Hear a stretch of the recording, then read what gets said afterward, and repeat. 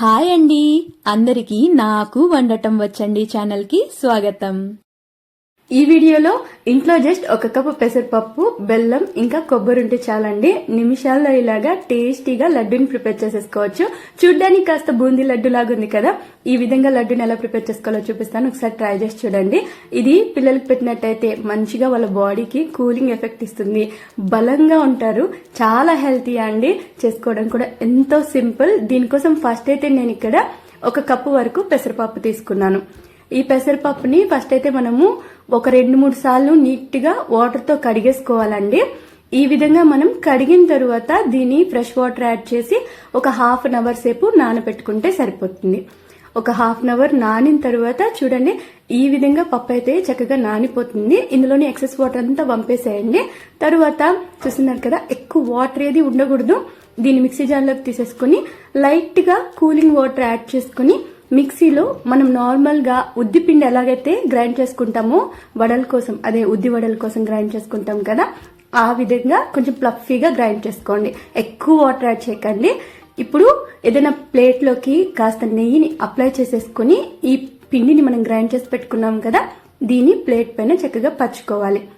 ఈ విధంగా ప్లేట్ అంతా పరిచిన తర్వాత కుక్కర్ లో వాటర్ ముందుగానే బాయిల్ చేసుకోండి. స్టీమ్ రావడం స్టార్ట్ అయిన తర్వాత నార్మల్ కుక్కర్ ప్లేట్ పెట్టేసి దానిపైన మనం రెడీ చేసి పెట్టుకున్న ప్లేట్ ని పెట్టి మూత పెట్టి ఒక 9 నుంచి 10 నిమిషాలు మనం దీన్ని స్టీమ్ చేసుకోవాలి.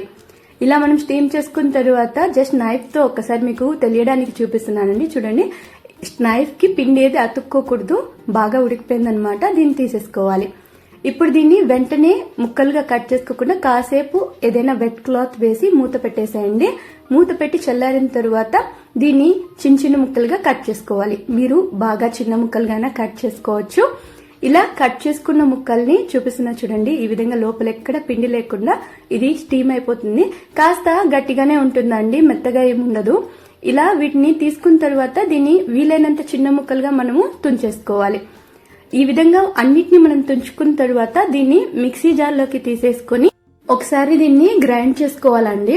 ఈ విధంగా గ్రైండ్ చేసుకున్న తర్వాత మనకు కాస్త ఇలా ఇప్పుడు నేను చూపిస్తున్నాను కదండి, ఈ విధంగా ఉంటుంది. మనకు నార్మల్ గా బూందీ లడ్డు చేసుకునేటప్పుడు బూందీ ఎలాగైతే కాస్త రౌండ్ రౌండ్ గా వస్తుందో ఆ విధంగా ఇది కొంచెం మెత్తగానే సాఫ్ట్ గా కొంచెం లైట్ బూందీ టైప్ లో ఉంటుందన్నమాట. దీన్ని విడతీసుకుని కాస్త చేత్తోనే అలా నలిపినట్టు విడతీసి పొడి పొడిగా చేసి పెట్టేసుకోవాలి. తర్వాత ప్యాన్ లోకి ఒక 1/2 టేబుల్ స్పూన్ అంత నెయ్యి యాడ్ చేసుకుని ఇందులోకి బాదం మరియు జీడిపప్పును చిన్న చిన్న ముక్కలుగా కట్ చేసి వేసుకుని వాటిని ఈ నేతిలో చక్కగా రంగు మారి బాగా ఫ్రై అయ్యేంత వరకు ఫ్రై చేసుకుని తీసేసుకోవాలి. ఈ విధంగా ఉండాలండి, కలర్ బాగా చేంజ్ అయిపోవాలి. ఇలా ఫ్రై చేసుకున్న వాటిని ఒక ప్లేట్ లోకి తీసేసుకుని ఇప్పుడు ప్యాన్ లో మిగిలిన నెయ్యిలోకి 1 కప్పు నుంచి 2 కప్పుల వరకు మనం బెల్లం యాడ్ చేసుకోవచ్చు. ఇక్కడ 1 కప్పు బెల్లంకి అయితే 1/2 కప్పు వాటర్ యాడ్ చేసుకుని కలిపేసుకోవాలి. ఇక్కడ బెల్లం క్వాంటిటీ అనేది మీకు టేస్ట్ కి సరిపడా అండి. మీరు బాగా తీపి తినే వాళ్ళ అయితే 1.5 లేదా 2 కప్పుల వరకు తీసుకోవచ్చు. బెల్లం కరిగిన తరువాత ఒక 4-5 ఇలాచీలని దంచి వేసేసుకుని చక్కగా కలుపుకుంటూ ఉండండి. ఈ విధంగా కాస్త లేత తీగ పాకం లాగా రావాలి. తీగ కంప్లీట్ గా ఉండాల్సిన అవసరం లేదు, కాస్త ఇప్పుడు నేను చూపిస్తున్న విధంగా మధ్యలోకి వచ్చి బ్రేక్ అయిపోతే సరిపోతుంది.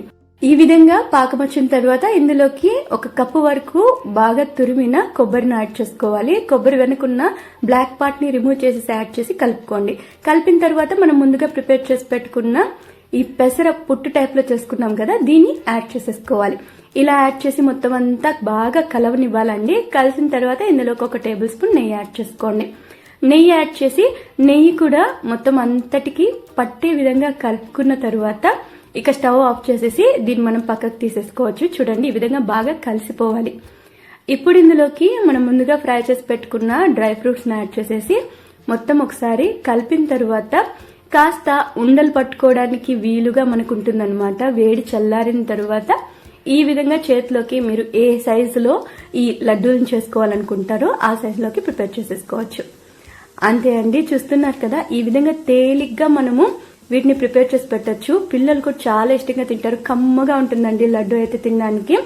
మీకు కాస్త లడ్డు పట్టేటప్పుడు విరుగుతుందన్న భయం ఉన్నట్టయితే ఇప్పుడు నేను చూపించినట్టు 2 ఫింగర్స్ యూజ్ చేసి అలా ఒత్తుకోండి, కరెక్ట్ గా అవి విడిపోకుండా లడ్డు టైట్ గా పట్టుకుంటుంది. చాలా చాలా హెల్తీ లడ్డు అండి ఇది. మీరు పిల్లలకే కాదు పెద్దవాళ్ళకు కూడా పెట్టచ్చు. చాలా టేస్టీగా కూడా ఉంటుంది. నిమిషాల్లో ప్రిపేర్ చేసేసుకోవచ్చు అనమాట. తినేటప్పుడు అయితే మనకు నార్మల్ గా బూందీ లడ్డులో బూందీ తగులుతుంటుంది కదా, ఆ టైప్ లోనే ఉంటుంది. ట్రై చేసి చూడండి. నచ్చినట్టయితే లైక్, షేర్ ఇంకా కామెంట్ చేయండి. అలాగే సబ్స్క్రైబ్ చేసేసుకోండి.